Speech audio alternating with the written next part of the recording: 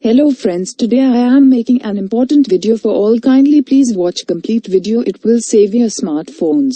As you might have heard, Pakistan Telecommunication Authority PTA has launched DIRBS Device Identification, Registration and Blocking System that will block all smuggled and unregistered smartphones as well as feature phones in the country.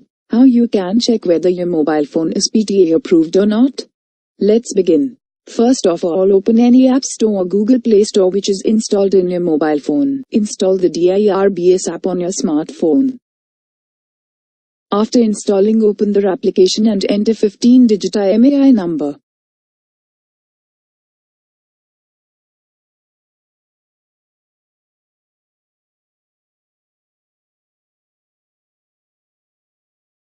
And click the check button. After that, a message will pop on your mobile screen which show IMEI number is compliant. Compliant IMEI means it is both GSMA approved and PTA approved IMEI number. If you got a message which shows that your device number is valid, insert SIM and make a call and SMS to anyone before the 20th of October 2018 date for auto registration. Valid IMEI. This means that your phone IMEI is GSMA approved but not PTA approved.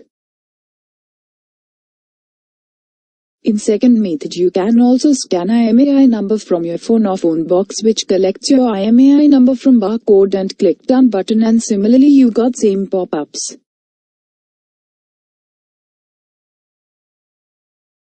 Invalid IMEI means not a GSMA approved IMEI nor PTA approved. I hope you will not get invalid IMEI pop-up message.